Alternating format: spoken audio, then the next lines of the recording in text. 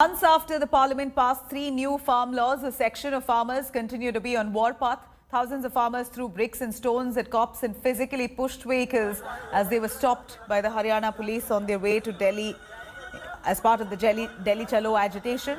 After a 2-hour clash on a bridge in which tear gas and water cannons were used, the farmers managed to enter Haryana despite their borders being shut. Similar scenes unfolded when they reached Sadhupur border. Haryana has sealed borders with Punjab today and tomorrow, continuing its crackdown. Haryana government has detained activist Yogendra Yadav along with farmers at Gurgaon as they attempted to cross into Delhi. Punjab Chief Minister there strongly condemned Qatar government and the move, warning the BJP-led government against pushing them to the brink.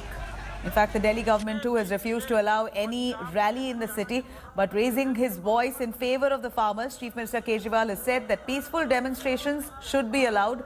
Kejriwal further added that the farm legislation is anti-farmers.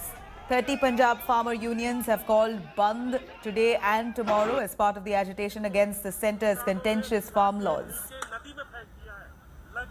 Punjab से आए किसानों का काफिला barricading को तोड़ते हुए हरियाणा के अंदर दाखिल हो चुका है, लेकिन अब अंबाला में सरकार ने योजना बनाई है कि किसानों को यहां पर रोका जाएगा और यहां पर बैरिकेडिंग नहीं की गई है। सिंपली पुलिस ने ट्रैफिक जो चल रहा था, चंडीगढ़ से दिल्ली की तरफ जा रहा था, उस ट्रैफिक को यहां पर रोक दिया है और आप देख सकते हैं यहां पर वाहनों की लंबी कतार यहां पर लग गई है ताकि ये वाहन यहां पर रुक जाएंगे तो आगे किसान ना बढ़ सके। तो पुलिस ने इन किसानों को रोकने के लिए आप ये देखिए किलोमीटर लंबा जाम यहां पर लगवा दिया है ताकि किसान यहां पर रुक जाएं और हो सकता है ये प्लान भी हो कि आगे किसानों को रोकना है, तब तक फोर्स वहां पर इकट्ठी हो जाए। लेकिन अंबाला में ट्रैफिक को रोककर किसानों को रोकने की कोशिश जरूर की जा रही है। पुलिस ने प्लान बी के तहत इन ट्रक्स को बीच हाईवे में रोक दिया था कि किसान अपने वाहनों को ट्रक्स को लेकर आगे ना निकल सके,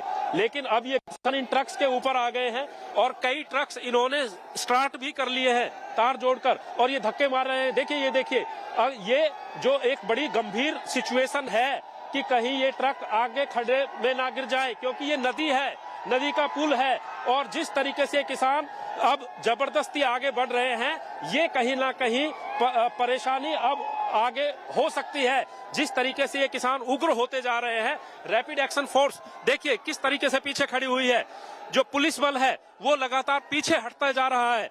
तकरीबन 1 किलोमीटर ये पीछे बैरिकेडिंग थी, उस बैरिकेडिंग को हटाकर पीछे फेंक दिया है और किसान अब आगे बढ़ रहे हैं दिल्ली की तरफ। हरियाणा में घुस चुके हैं। वो रोड रोलर देखिए आप, उस रोड रोलर पर किसान चढ़ गए हैं, उस रोड रोलर को हटा रहे हैं। अगर ये ट्रैक्टर्स और ये बैरिकेडिंग जो बनी हुई है ट्रक्स की, इन्हें किसानों ने हटा दिया तो दिल्ली के लिए ये बड़ी समस्या हो सकती है, क्योंकि दिल्ली पहले ही कोरोना की मार झेल रही है और हजारों की तादाद में ये किसान दिल्ली आते हैं तो दिल्ली के लिए हालात बिल्कुल गंभीर हो सकते हैं। अब ये किसान, ये तस्वीरें हम आपको सीधी दिखा रहे हैं कि अपनी मनमानी अब करने लगे हैं। पुलिस साइड हो गई है, आरएएफ साइड में हो गई है और जो ट्रक्स और वाहन पुलिस ने प्लान बी के तहत यहाँ पर लगाए थे उनको धकेला जा रहा है। ये किसान ट्रैक्टर लेकर आ गए। ये देखिए, ये तस्वीरें देखिए, ये किसान अब ट्रैक्टर लेकर दिल्ली की तरफ मार्च करना शुरू कर दिए हैं। तो और पीछे से जो काफिला था वो अब आगे बढ़ने लगा है। जहाँ तक एग्रीकल्चर में नए कानून का सवाल है, ये नए कानून भी आने वाले कल में किसान के जीवन में क्रांतिकारी बदलाव लाने वाले हैं। मैं आपके माध्यम से सभी किसान भाई और बहनों को अनुरोध करना चाहता हूं कि चर्चा के माध्यम से ही रास्ते निकलते हैं। भारत सरकार चर्चा के लिए खुले मन से तैयार है। आंदोलन का रास्ता छोड़कर चर्चा के लिए सभी किसान यूनियन के लोग आएं। हम लोग जरूर उनसे बात करेंगे और उनका स्वागत करेंगे। सरकार को भी संयम से काम लेना चाहिए और बातचीत करें उनसे। वो बातचीत करने तैयार है, जो भी बात करें उनका समाधान निकालना चाहिए। जैसा शुरू में मैंने कहा था जब ये 3 कानून इन्होंने बनाए थे कि चौथा कानून और लेके आए कि एमएसपी से कम कोई भी खरीद करेगा उसको सजा का प्रावधान होना चाहिए। आज बेचारा गरीब किसान जिसे हर प्रकार की मार झेलनी पड़ रही है, जिससे उसका सब कुछ छीनकर एक थाली में परोसकर उद्योगपतियों को दे दिया गया है, आज वो किसान यदि एमएसपी के लिए और केंद्र में बैठी भाजपा के किसान विरोधी कानून के खिलाफ आवाज उठाता है तो भाजपा उस पर लाठी बरसाती है। ये भारतीय जनता पार्टी का किसान विरोधी और गरीब विरोधी चेहरा दर्शाता है। मैं हरियाणा सरकार की कठोरतम शब्दों में निंदा करता हूं कि वो धरती के भगवान किसान पर इस बारिश के दिनों में वाटर कैनन, लाठीचार्ज, बर्बरता और जालिमाना हरकत वो की है जिससे जनरल डायर भी शर्मा जाए। क्या किसानों का दोष है? वो अपनी मेहनत की कमाई का उचित मूल्य चाहते हैं। You're getting in reactions on the massive farmers' agitation. Remember, the farmers in thousands, large numbers across 5 highways connecting to several parts of the, in fact, highways connecting to Delhi have been protesting right at the border areas, wanting to come into Delhi, but they've been restricted at several of these border points by the police.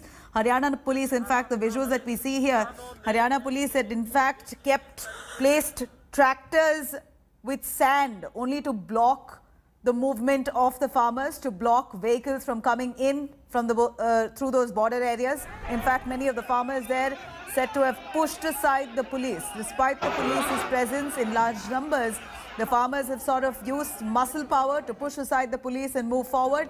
But yet the police, even as we speak now, doing their duty, they're on ground trying to ensure that they don't allow farmers to come into Delhi. Now, this comes amid the farmers declaring a massive protest, 2-day protest, 26 and 27 today and tomorrow, a bandh that they've called for as they carry out the Delhi Chalo agitation, where they want to come to the capital city and make their voice and grouse heard. The massive protest by farmers has now led to massive traffic jams at Delhi-Faridabad border. Let's take a look at this ground report from there. Right now we are at the border area at Faridabad, and you can see the heavy deployment of the police and how the traffic is being affected due to heavy deployment of police and barricades right here at the border area. There are arrangements like even metro services has been disrupted and they are not being allowed towards Delhi from the Faridabad side. Even paramilitary forces have been deployed here, and they are keeping eye on the developments at the border area if there are some farmer groups which will try to enter into the Delhi border. All these things are happening, and even people have to face problems. They are coming through their feet and they have to leave their buses, and even since metro services are not being allowed, so they have no other option but to come to their feet. Even small kids are walking down towards Delhi. So this is the scenario right here. Cutting across to Aishwarya Paliwal reporting live from Delhi and Satyendra Chauhan reporting live from Kurukshetra. I'll start with Aishwarya. Aishwarya, take us through what you see behind you. The last we heard were protesters there, farmers sitting right at the border areas, unwilling to move, and they're not going to go back. They're going to sit until they're make their voice heard. What do you see, the signs on ground, the sights that you see? Take us through those glimpses.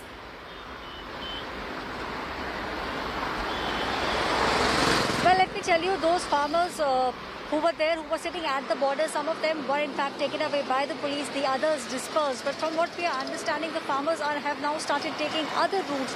They have started moving in smaller groups. Now Delhi, the entire national capital in fact has been cornered off from all the areas, and the police force of Haryana as well as the national capital, they have been given very clear instructions. They are asked not to make sure that farmers do not enter the national capital. The farmers on the other side are saying that the agitation will go on. The agitation will only stop when representatives of the centre go and meet them. So definitely we are in this for the long haul. But yes, the farmers on their end have definitely changed the strategy. Instead of moving in large groups, now as they come closer to the national capital, they are moving in smaller groups. Back to you. Right. Aishwarya, stay with us. We're cutting across to Satyendra joining us.